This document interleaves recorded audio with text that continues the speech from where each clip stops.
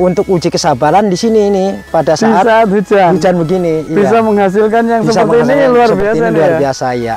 Jadi daun 12 paling banyak 14. Paling banyak 14 daun sudah dipunggel ujungnya, nggak sampai tinggi. Iya, nggak sampai tinggi. Iya. Tapi kalau hasilnya bagus yang umur pakai, 21 kurang lebihnya masih agak masih kayak gini.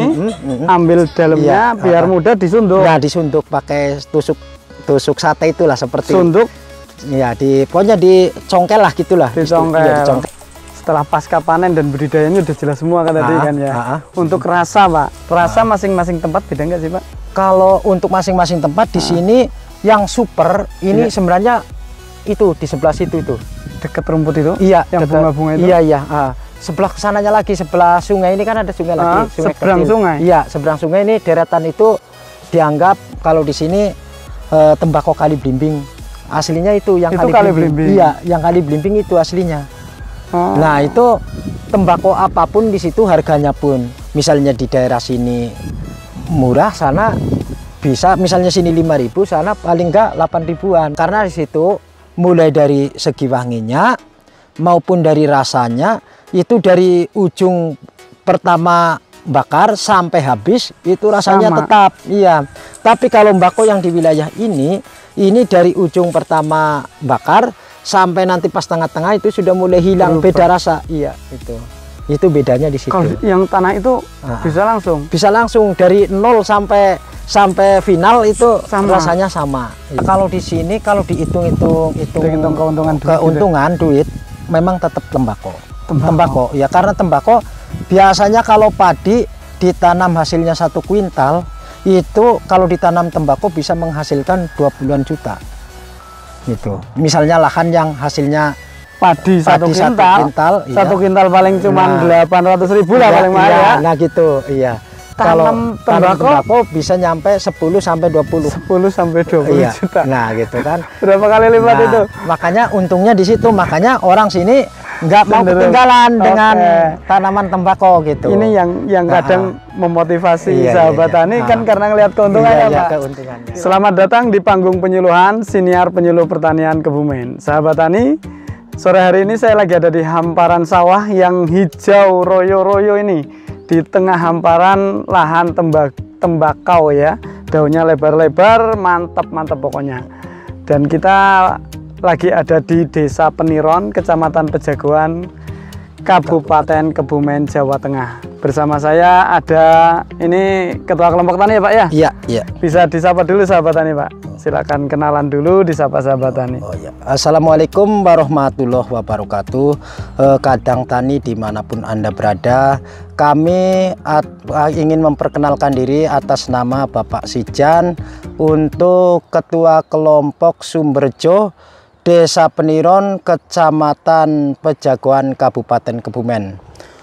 Pak, panggilannya Pak siapa? Pak Ijan. Ya, kita panggil aja Pak Ijan ya. Ketua kelompok tani apa itu tadi Pak? Sumberjo, Desa Peniron. Desa Peniron ya. Oke, ini memang kelompok tani Sumberjo ini dari dulu nanam tembakau Pak? Nanam tembakau, jadi memang sudah turun temurun dari nenek moyang dahulu kala sudah. Dari nenek moyang? Iya, dari nenek moyang. Berarti jenengan di sini mulai bertani sudah ada tembakau? Oh, sudah ada tembakau, sudah mengenal tembakau. Dan sudah nanam juga. Dari sejak kecil memang saya diajari oleh bapak saya itu memang nanam tembakau dari sejak kecil, budidaya tembakau. Sejak kecil, berarti memang jenengan dari dulu kecil di sini nanam tembakau, enggak pernah merantau nggak Pak? Ya merantau saya sih pernah ya. Saya merantau, ku tinggalkan Desa Peniron kayaknya 18 tahun. Ya. Pernah keluar dari Peniron. Ya, keluar dari Peniron. Tapi akhirnya kembali lagi. Kembali lagi. Akhirnya saya karena memang dasar sudah hobi ke pertanian, hobinya ke tanaman tembakau, saya terjun lagi. Ini sudah ada 5 tahun. 5 tahun nanam lagi. Tiap tahun pasti nanam. Walaupun hujannya banyak seperti ini Pak. Walaupun hujan begini, malah kalau saya anggap ini tantangan buat petani. Iya, tantangan. Karena untuk uji kesabaran di sini ini pada saat hujan begini, bisa menghasilkan yang seperti ini luar biasa ya. Jadi iya. Udah 5 tahun ini berarti nanam tembakau terus. Nanam tembakau terus ya. Dan tembakaunya jenis apa ini Pak? Jenisnya kalau ini untuk varietas ini jelegi. Jelegi. Iya, jelegi jelegi ini kalau orang sini ini jelegi jero namanya. Jelegi jero. Iya. Nah, kalau sini kebanyakan 2 variasi sih ya, ada ontel, tapi sayang ontelnya kayaknya itu ada di sebelah sana. Ontel itu ada itu ya. yang daunnya daunnya lebih sempit, panjang, lebih ramping tapi panjang. Terus sininya gagangnya ini juga lebih panjang, nggak mepet seperti ini. Ya. Nah, gitu. Jadi ini jelegi ya. Ini tapi jelegi, varietas apapun berarti di sini bisa. Di sini bisa. Soalnya udah aku coba yang dari Temanggung itu Kemloko itu apa namanya ya? Tembakau Kemloko ya. Itu bisa. Di sini malah bagus. Ya, bagus gitu. Dan semua bisa. Ya semua bisa. Cuman dari rasa memang kalau orang sini cocoknya tembakau ini karena katanya rasanya lebih apa ya, lebih enak gitu loh, lebih antep ya, lebih antep. Iya gitu. Lebih antep ya, kalau dinikmati ya. Iya, lebih antep. Ini nikmatinya gitu. Bukan dirajang dan dimakan ya, Pak. Iya, ini beda. Gitu. Ini Pak, ngomong-ngomong soal tembakau. Ini kan kadang saya juga heran itu loh. Kenapa tembakau itu identik ya wilayah-wilayah Temanggung, Boyolali dan Kebumen nggak pernah dilirik tembakonya itu, tahu nggak Pak kenapa Pak? Kenapa nggak menjadi sentra gitu? Padahal potensinya kan ada nih, bagus ini. Ya itu karena beralasan begini, kalau untuk petani tembakau sini kan punggelannya kan ini kan cuman pendek ya, nggak kayak Temanggung. Jadi istilahnya kadar airnya ini lebih banyak. Kalau yang semakin tinggi kadar air kan semakin berkurang. Oh gitu. Iya, makanya kalau untuk pabrikan ini tembakau ini memang nggak masuk. Oh gitu. Ini berarti bukan disetor ke pabrik-pabrik rokok itu? Bukan. Kalau ini masuknya untuk apa ya, di pasar-pasar eceran. Pasar konvensional, iya, tembakau untuk masyarakat lintingan dan lain-lain gitu ya. Iya. Memang diperuntukkan untuk itu. Iya, karena memang orang-orang sini memang dari sejak dulu kalau untuk pabrikan kan sudah pernah dicoba berapa tahun dulu kan. Sudah. Pabrik itu kerjasama ke sini. Iya, kerjasama ke sini itu istilahnya di sini nggak masuk hitungan kalau dalam pertanian. Karena harganya di pabriknya atau petaninya yang merasa rugi, merasa rugi gitu ya. Makanya tetap bertahan seperti ini nanamnya. Iya. Jadi hitung-hitungannya malah lebih untung lebih awal lebih awal, lebih pendek gitu. Jadi ini emang berarti kenapa pendek nggak sampai tinggi itu disengaja. Disengaja gitu. Kalau tinggi itu kan kadar air kan terlalu besar, terlalu banyak. Kalau rendah. Iya, kalau rendah. Nah, ya makanya ini kalau dirokok ini rasanya kalau orang sini bilang apa ya, antep lah kalau mantap lah. Iya, mantap lah kalau bahasa ringan gitu ya. Iya, enggak cuma wangi aja. Kadar nikotinnya lebih tinggi. Nah, lebih tinggi, betul ya. Gitu.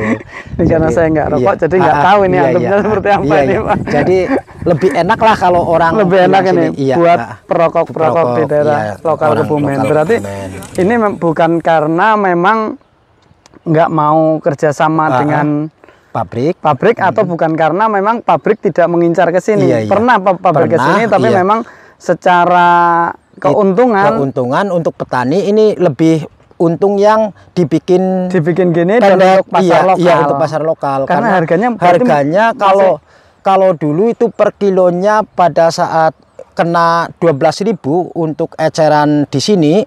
Nah, kalau untuk pasaran di pabrik itu cuman paling pol-polnya 5.000 pada saat itu. Iya. Berarti selisihnya jauh. Karena apa? Cuman kalau pabrik ini keuntungannya itu, kelebihannya itu berani ngambil banyak. Nah, kalau misalnya stok banyak ini berapapun masuk ke sana, cuman itu harganya memang rendah. Harganya rendah. Iya. Dihitung-hitung ternyata lebih menguntungkan. Lebih menguntungkan yang seperti ini gitu. Makanya orang sini ngambilnya tanamannya seperti ini gitu.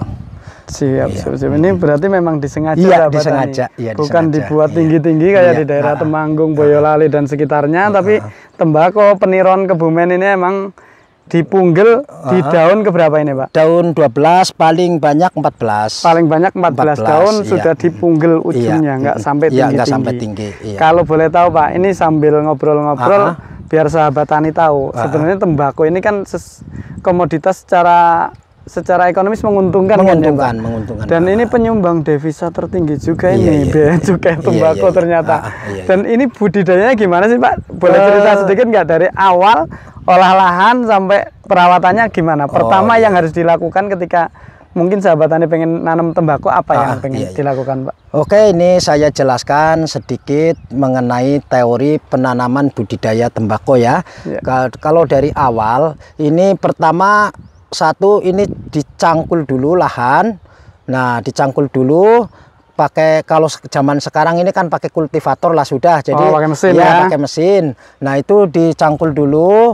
Nah, setelah rampung cangkulan itu dikeringkan dulu, dibiarin tanahnya dibiarin terbuka dulu. Gitu. Iya, dibiarin dulu. Berapa lama? Kira-kira 1 minggu atau 2 minggu lebih bagus. Ya, nah setelah itu baru kita bikin bedengan. Oh, berarti nggak bikin bedeng dulu? Enggak, dibiarin setelah cangkulnya hamparan. Iya, hamparan dulu.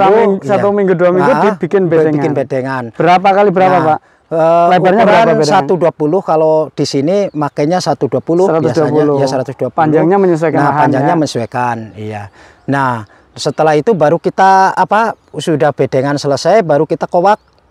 Nah, kowaknya ya dikowak jaraknya itu sekitar 80 60. Kalau di sini ke sini 60. Yang memanjangnya 80. Ya, 80. Nah, kalau itu setelah itu sudah selesai kowakan, biasanya ditaruh pupuk kandang. Tiap kowakan itu. Iya, di kowakan itu lah. Kowakannya seberapa besar, Pak? Kowakan 1 cangkul itulah, 1 cangkul aja baru. Iya, 1 mata cangkul aja.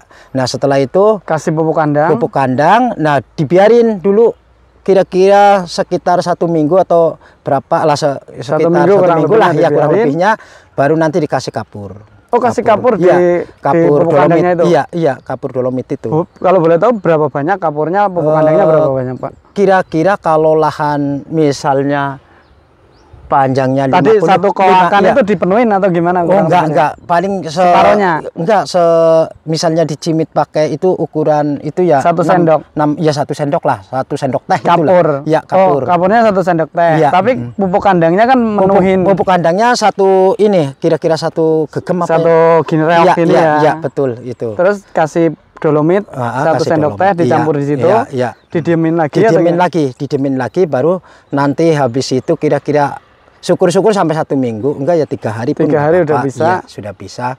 Jadi setelah itu baru kita aduk pakai itu cangkul. Campur sama tanah. Sama tanah. Iya, sama tanahnya. Iya, sekitar situ. Langsung ditanam. Nah, setelah itu baru ditanam si bibit ya. Tapi bibit itu bibit yang sudah siap tanam, bukan tebar biji. Enggak. Jadi modelnya kalau di sini pakai polybagan. Oh, yang polybagan. Iya, yang polybagan. Ada yang jual berarti? Ada. Atau polybagan sendiri? Produk sendiri juga ada. Oh, ada yang jual juga ada. Membibitkan di sini ya. Ada yang pembibitan juga di sini. Itu. Jadi itu umurnya sekitar 40 hari kalau bibitan.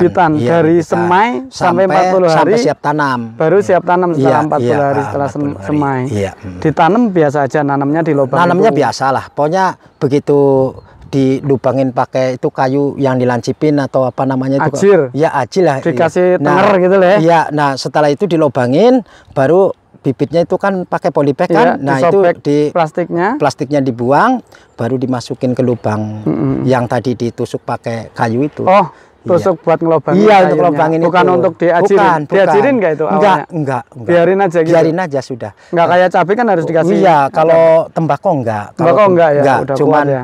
Habis ditanam itu kan sudah misalnya udah dimasukkan lubang bibit, ditimbun sedikit baru disiram. Iya.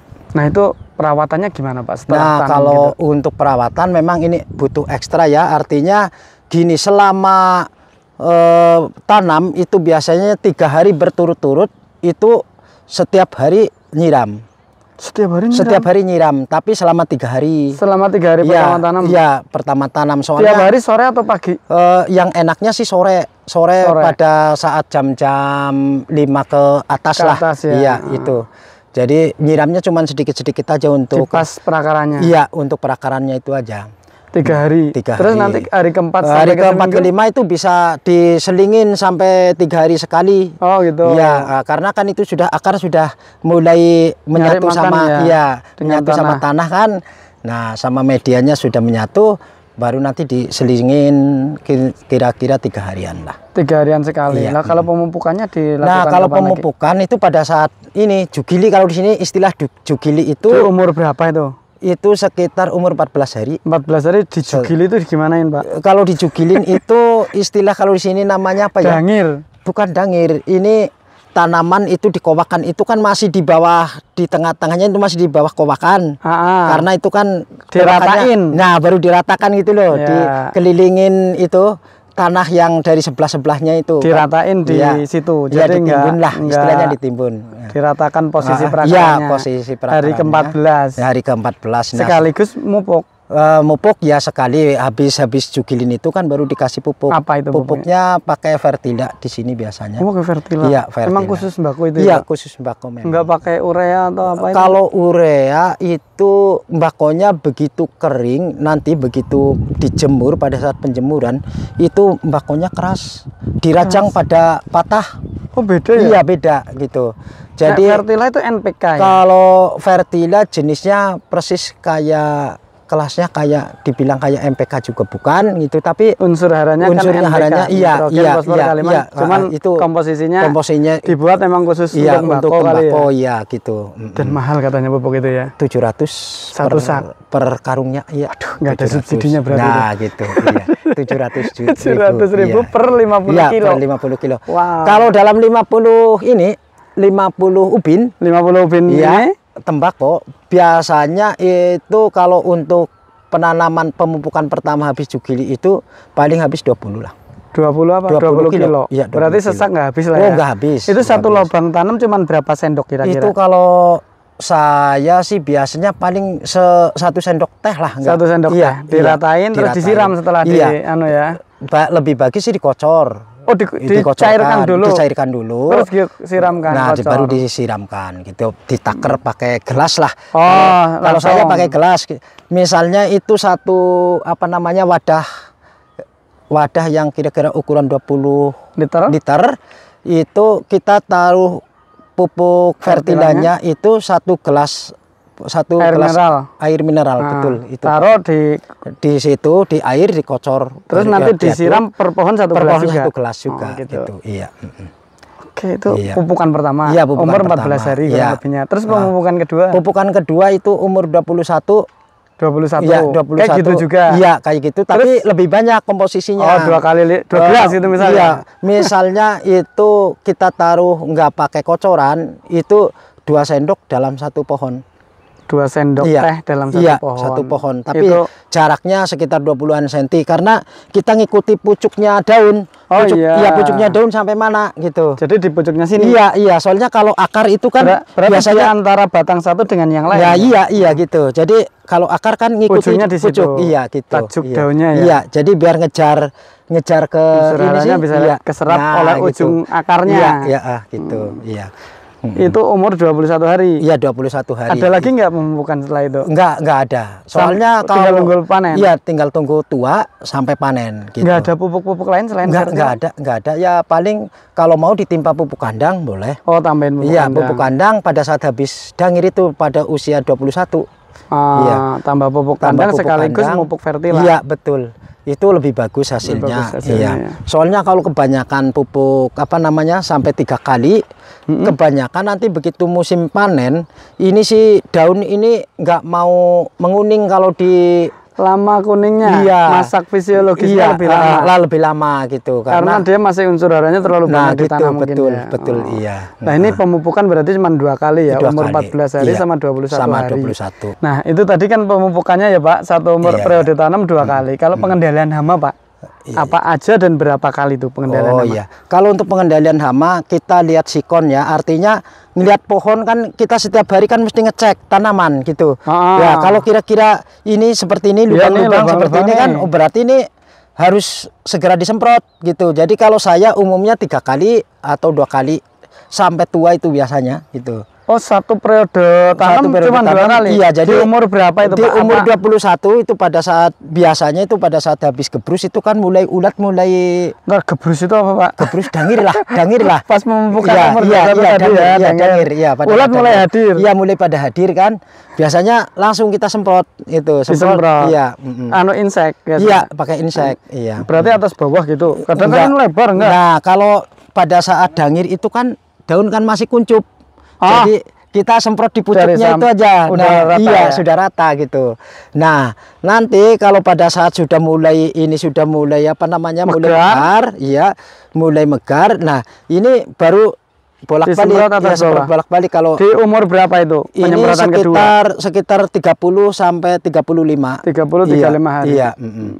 Nah, kalau kira-kira kondisinya masih ada aja serangan hama lagi, nah itu pengendaliannya ya paling pol-polnya ya disemprot, tapi cuman milih-milih aja, soalnya kan udah mau panen. Iya, sudah mau panen. Iya, jadi kan kita ngindarin racun itu loh gitu. Iya, nanti udah ngirup racun nikotin, racun pestisida juga. Iya. Tambah mendem yang itu.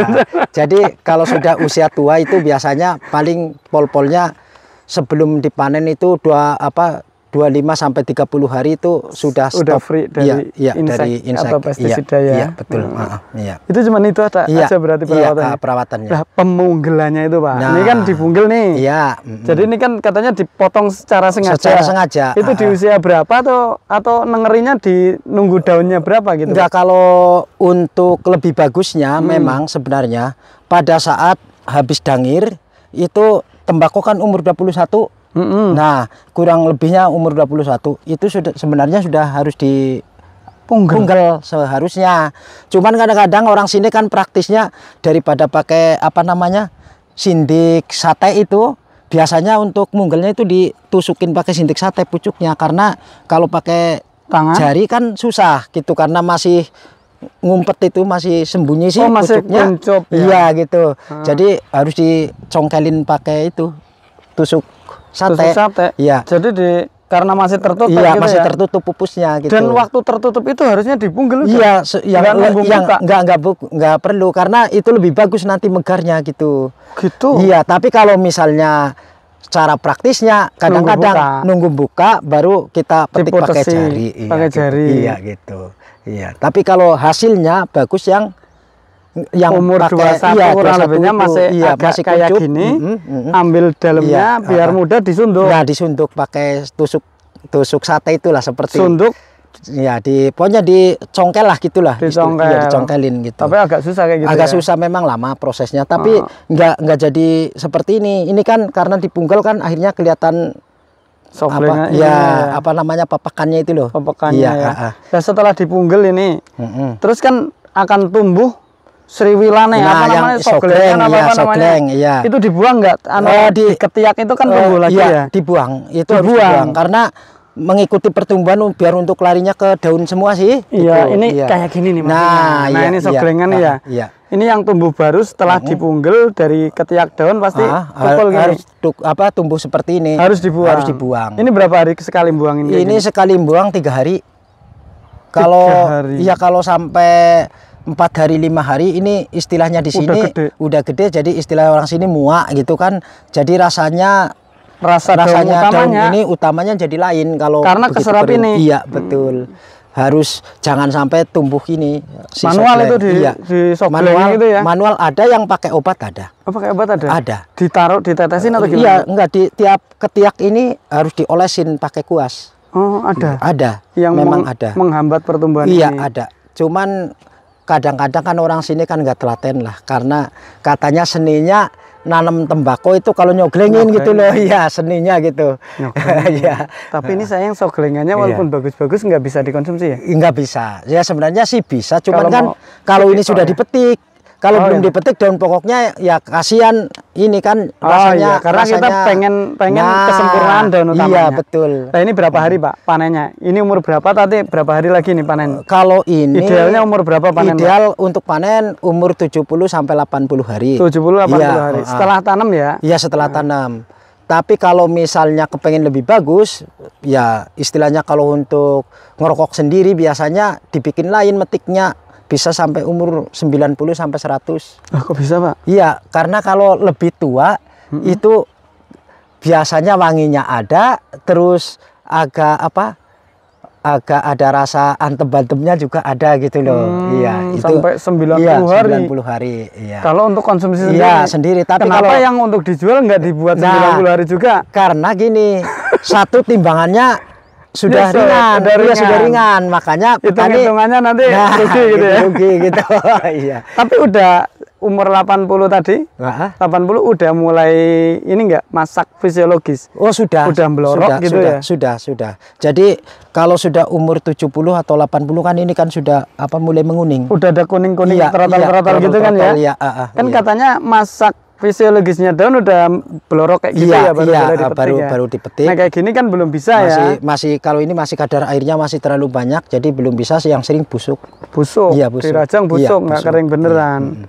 Itu di usia 70 sampai 80 mulai belorok. Iya. Dipanen manual atau gimana, Pak, panennya, Pak? Panennya setelah ini ada bantuan dari Dinas Pertanian Provinsi maupun wilayah kabupaten. Ini alhamdulillah ini sudah mulai semuanya merata petani pakai mesin rajang sudah.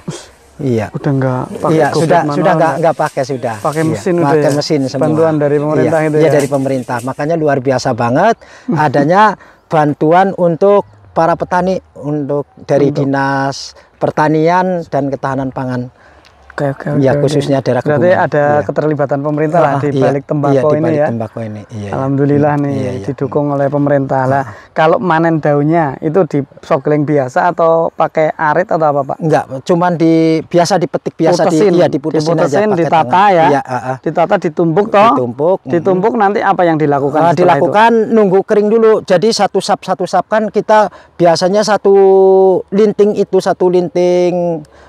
satu gulung itu biasanya kan 2 sap atau 3 sap. Berarti ini dibawa pulang daun kan, numpuk sampai rumah dijejer? Enggak, masih di sawah. Masih di sawah. Masih di sawah, begitu dipetik, kita bikin sap dulu 1 sap. Jejer gitu? Ya, dijejer, kira-kira 1 jam atau setengah jam, itu kan sudah layu. Udah layu ya. Kena panas. Nah, baru nanti ditumpukin lagi atasnya 1 sap lagi. Nah, baru nanti dilinting, digulung. Ya, baru digulung gitu. Itu baru kita bawa. Soalnya kalau ini keadaan baru metik langsung digulung, pada pecah. Nggak bisa, nggak bisa masak. Digulungnya ketek gitu, pecah. Jadi nunggu layu. Baru ditumpukin lagi, nunggu layu. 2 tumpukan atau 2 tumpukan. Baru digulung. Terus setelah itu baru dibawa pulang, baru diperam gitu. Didiamkan berapa hari itu, Pak? 3 hari. 3 hari, iya. Setelah 3 hari siap rajang. Iya, pakai mesin itu. Iya, pakai mesin. Iya. Nah, setelah rajang itu, Pak. Setelah rajang itu diapain? Nah, setelah rajang ini biasanya kan di sini umumnya biar untuk pekerjaan perempuan itu istilah orang sini dianjang dirigen itu loh, di alat jemur itu, yang pakai bambu bolong-bolong itu. Iya, betul. Ditata. Iya, ditata namanya dianjang. Dianjang kalau orang sini namanya. Dirata. Yang biasanya perempuan itu ya. Iya, perempuan itu ya. Iya, perempuan biasanya. Ditata tipis-tipis kayak gitu, satu barisan gitu ya. Tujuannya untuk apa? Itu tujuannya supaya gampang untuk misalnya setengah jam kemudian atau kira-kira sudah kelihatan layu si jemuran itu, baru mudah dibalik gitu loh. Nah, itu tujuannya itu dibalik juga. Iya, dibalik pokoknya kalau sudah belum layu biar di jemuran itu aja. Berapa lama biasanya? Biasanya ya kalau 1 hari biasanya 3 kali atau 4 kali baliknya. Iya, baliknya. Baliknya berarti kasih rigen atasnya, baru dibalik, gantian gitu. Iya, iya. Dibolak-balik juga dibolak-balik ya. Walaupun bawahnya udah bolong. Bawahnya sudah bolong kayak gitu, tapi kan istilahnya kena matahari langsung. Iya, yang atas kan jadi. Berapa lama, Pak, penjemuran biasanya berapa hari? 3 hari. 3 hari itu biasanya sudah siap gulung, sudah siap jadi eleran itu. Jadi eleran, ditata jadi eleran, dipak-pak seperti itu ya. Iya, betul. Siap dijual. Iya, itu 3 hari itu biasanya. Iya, umurnya. Cuman dijualnya selama ini dalam bentuk kayak gitu ya? Iya, dalam bentuk eleran. Iya, eleran namanya. Eleran. Dipres gitu biar padat. Dipres biar padat. Nah, setelah itu kalau petani belum butuh uang banget, kalau orang sini biasanya ditahan, disimpan. Iya, disimpan. Nggak apa-apa. Itu yang penting cara penyimpanannya Ini misalnya habis itu bentuk eleran itu, nah itu sudah bal-balan seperti itu nanti sebelum itu kan modelnya kan masih memes ya, masih apa? Kalau lembab gitu. Iya, agak lembab kan? Empuk kalau ya, nah ya empuk lah kalau bahasa Indonesianya empuk. Iya. Nah itu kita jemur dulu sebelum disimpan. Oh, eleran gulungannya itu dijemur ada 1 hari, kira-kira posisi masih hangat si tembakau, itu baru kita belikan plastik itu yang plastik untuk apa ya? Kalau pokoknya plastik besar lah, kira-kira plastik putih transparan, ya plastik putih transparan yang besar, ya kita masukin, jangan sampai dibuka, udara masuk gitu. Jadi kencang. Kita ikat kencang, anginnya itu kan kadang-kadang ada gelembung, ya jangan sampai kedap udara gitu. Oh, jadi biar rapat beneran. Biar rapat beneran. Itu untuk nyimpen. Untuk nyimpen. Tahan berapa lama itu? Itu biar 3 tahun nggak apa-apa. Iya, nggak apa-apa, 3 tahun. Iya. Oh, berarti ini bisa untuk ngakali saat harga agak tinggi gitu. Kalau misalnya kita lepas nah ya. Iya gitu. Kalau petani sini orangnya gitu semua. Jadi kalau pada saat lagi rendah begini, tembakau kita simpan, nggak dikeluarin gitu. Dijemur gitu, terus dimasukin plastik rapat, udah. Iya. Harta karun itu ya. Harta karun. Jadi istilahnya sudah mas hijau betulan kalau itu. Karena apa? Yang tadinya 1 kilo cuman 70.000 kering. Kalau pakai yang di sistem simpen itu, malah kadang 1 LR itu 3 on itu bisa dijual 50 di sini. Kok iso, Pak? Iya, karena apa? Kita kan jualnya kan nggak sekaligus. Jadi nunggu orang butuh. Kalau orang butuh kan berapa kan mau gitu. Oh, gitu. Ya, kalau orang sini gitu. Jadi kalau cuman kita store ke Juragan sana kan semaunya. Habis panen, harganya Juragan. Juragan. Kalau mau petani untungnya besar kayak gitu ya. Gitu, disimpan caranya kayak gitu ya. Udah jadi eleran, jemur sehari. Lagi panas-panasnya diangkat, masukin plastik, ke plastik, tutup rapat, simpen 3 tahun pun nggak apa-apa. Tapi kalau memang baru 1 tahun udah harganya mahal, lepas saja. Lepas. Nanam lagi tahun depan. Iya, gitu. Iya. Kalau sistemnya petani sini begitu, jadi untuk simpanan lah istilahnya kalau orang sini. Tabungan lah ya. Iya, berarti tabungannya petani sini adalah tembakau yang tadi. Ya, gitu. Makanya jarang dijual daun-daun seperti ini. Kalau pabrikan biasanya kan ambilnya daun. Ambilnya daun. Hitungannya nggak menguntungkan ya malah. 1 LR bisa sampai 50.000 kan? Nah gitu. Iya, gitu ya. Makanya masih eksis, alhamdulillah. Iya, alhamdulillah. Nah, pasarnya itu apa, Pak? Pasarnya nunggu orang butuh, orang perokok langsung, atau kalau bakul tembakau atau gimana biasanya? Kalau pasarnya biasanya kalau di sini banyak pembeli-pembeli yang berdatangan seperti dari Cilacap. Nah, kebanyakan dari Cilacap memang datang sendiri ke sini. Datang ke sini nyari. Iya, datang sini. Pakai itu biasanya ngambil berapa, misalnya sampai 1/2 ton gitu, ngambil kering gitu kan. Makanya itu nunggu apa mereka datang kan, berarti mereka sudah butuh pasaran. Sana udah habis. Iya, sudah habis stok gitu. Di sini pasti berani. Nah, sini berani genjet ya gitu loh. Iya, makanya bisa harganya tinggi. Kalaupun saat itu datang masih belum berani, nggak dijual. Nggak dijual. Tunggu besok pas mahal. Iya, tunggu bertahan. Itu yang ngambil mereka produsen rokok atau gimana? Dia katanya sih untuk jualan di pasar-pasar dibagi sama penjual-penjual yang di pasar itu, nanti mereka bagi gitu. Oh, misalnya dijual tembakau. Iya, dijual tembakau gitu ya? Iya, jadi sistemnya disetorkan ke, misalnya ada penjual di Puring, kayak di Demang Sari. Nanti diecerkan nanti diecerkan lagi sama mereka gitu. Makanya harganya berani tinggi gitu. Langsung ke konsumen langsung. Iya. Dan apa beda nggak, Pak? Ini setelah pasca panen dan budidayanya udah jelas semua kan tadi kan ya. Untuk rasa, Pak, rasa masing-masing tempat beda nggak sih, Pak? Kalau untuk masing-masing tempat di sini yang super ini sebenarnya itu di sebelah situ itu. Dekat rumput itu? Iya, yang bunga-bunga itu. Iya. Sebelah kesananya lagi, sebelah sungai ini kan ada sungai lagi. Sungai seberang kecil. Sungai. Iya, seberang sungai ini deretan itu dianggap kalau di sini tembakau kali blimbing. Aslinya itu yang kali blimbing. Iya, yang kali blimbing itu aslinya. Nah, itu tembakau apapun di situ harganya pun, misalnya di daerah sini murah, sana bisa misalnya sini 5.000, sana paling enggak 8.000-an. Kok iso itu tanahnya siapa, Pak? Ya ini tanah petani sini semua, cuman memang sentral-sentralnya tembakau untuk Kali Blimbing, daerah Peniron ya sebenarnya sana, tapi ini ngikut gitu. Iya gitu. Tapi nggak semahal harga sana. Bisa gitu. Iya. Tapi kalau untuk di luar, karena sini terkenalnya Kali Blimbing, walaupun tembakau sini sana tetap masih ngikut Kali Blimbing semua harganya. Ini terkenalnya tembakau Kali Blimbing. Kalinya itu. Iya, aslinya ini Kali Blimbing. Iya. Jadi udah terkenal ke sana-sana tembakau Kali Blimbing. Kali Blimbing, ya ini sudah daerahnya gitu. Iya, gitu. Kok bisa Pak? Emang tanahnya beda? Tanahnya beda. Katanya kalau orang dulu bilang, kakek-kakek saya itu katanya di situ rigennya gitu loh. Rigen kan tempat jemur itu, Pak? Iya, ini katanya dulu warisannya gitu, katanya rigennya tembakau di situ. Makanya gitu. Iya, rigennya tembakau yang di sini terus yang tapi jenengan ngerokok kan? Kalau saya ngerokok. Beda enggak wes? Beda. Tanah sana dengan tanah sini. Beda. Rasanya mbako beda? Beda, karena di situ mulai dari segi wanginya maupun dari rasanya itu dari ujung pertama bakar sampai habis itu rasanya tetap. Iya. Tapi kalau mbako yang di wilayah ini dari ujung pertama bakar sampai nanti pas tengah-tengah itu sudah mulai hilang beda rasa. Iya, itu. Itu bedanya di situ. Kalau yang tanah itu bisa langsung? Bisa langsung dari 0 sampai final itu rasanya sama. Iya. Itu kelebihannya kalau tembakau di situ. Iya. Beruntung itu yang punya tanah itu. Iya itu. Tapi ini untuk keluar nggak tahu ya. Nggak tahu pokoknya kalau yang daerah Peniron sini, daerah Peniron Perkutukan sini khususnya itu bilangnya Kali Blimbingan semua. Iya. Kalau daerah lain Pak, ini kan Peniron Perkutukan.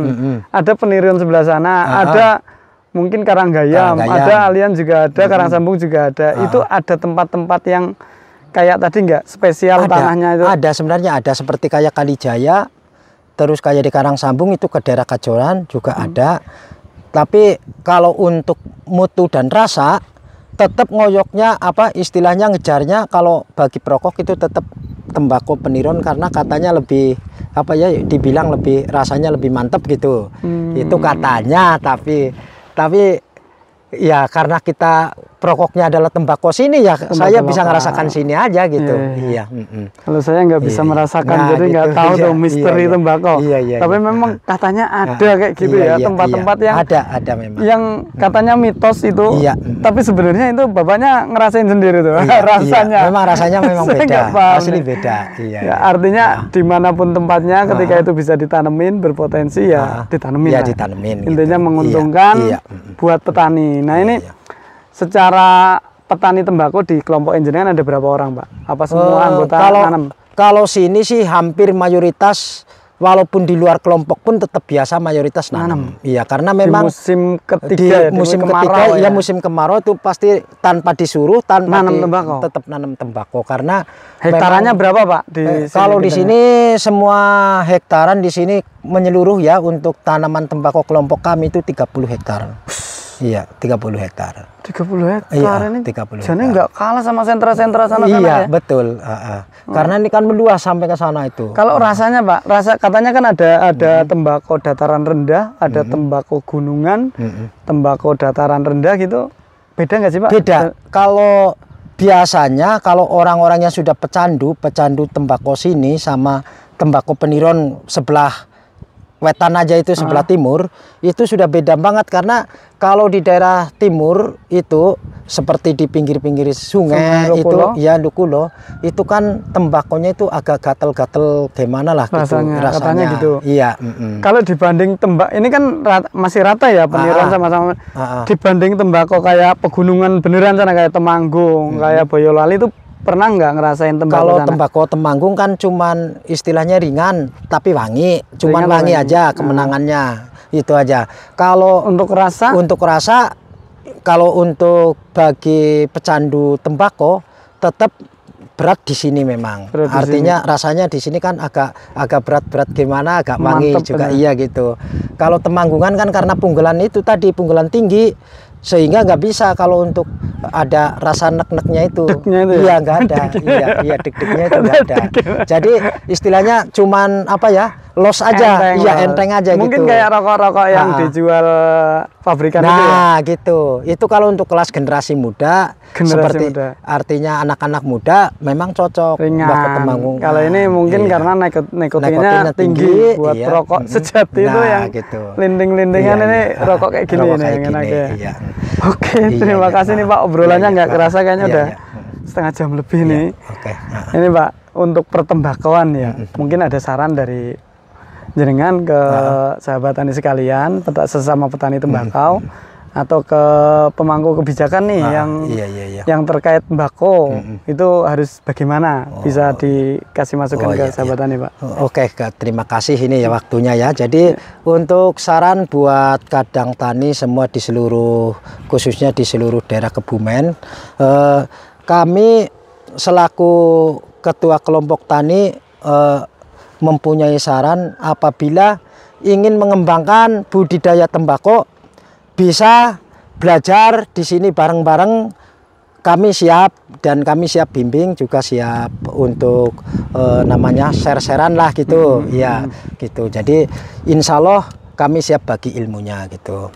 Nah, bagi dinas terkait ya, saya mohon jangan bosan-bosannya membimbing kami, memberikan masukan, dan bantuannya juga itu sangat diharapkan bagi petani di sini.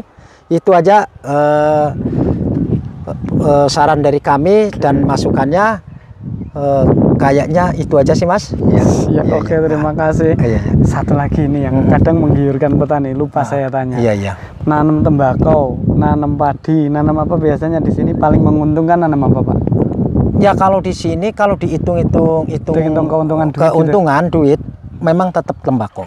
Tembakau ya, karena tembakau biasanya kalau padi ditanam hasilnya 1 kuintal, itu kalau ditanam tembakau bisa menghasilkan 20-an juta. Gitu. Misalnya lahan yang hasilnya padi 1 kuintal, 1 kuintal paling cuma 800.000 lah paling mahal ya. Nah gitu, iya. Kalau tembakau bisa nyampe 10 sampai 20 juta. Nah, gitu kan. Berapa kali lipat itu? Makanya untungnya di situ, makanya orang sini nggak mau ketinggalan dengan tanaman tembakau gitu. Ini yang kadang memotivasi sahabat tani kan karena ngelihat keuntungannya Pak. Keuntungannya. Silakan belajar, bisa datang ke kelompok tani apa tadi? Sumberjo, Desa Peniron, Kecamatan Bejagoan, Kabupaten Kebumen. Gitu aja Pak. Terima kasih matur nuwun. Petani Indonesia berjaya, sejahtera dan bahagia. Penyuluh pertanian Kebumen aktif, kreatif, inovatif. Saya Nur Hadi Mustafa undur diri. Matur nuwun Pak. Assalamualaikum warahmatullahi wabarakatuh. Waalaikumsalam warahmatullahi wabarakatuh.